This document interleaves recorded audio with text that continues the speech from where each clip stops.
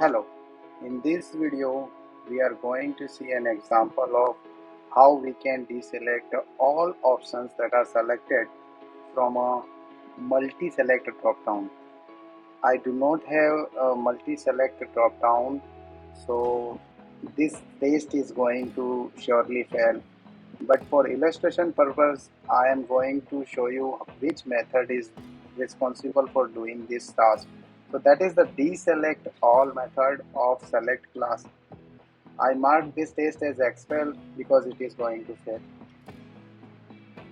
But in case you have a multi-select drop down and you have few options selected and you try to use this method deselect all on select class, then it is going to definitely work out as the name suggests.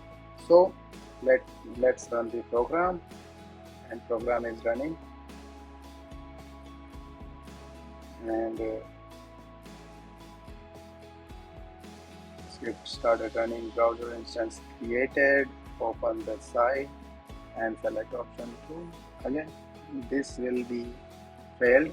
Let's open the report and the failure due to not implemented error will be displayed. Yeah, here you can see, right?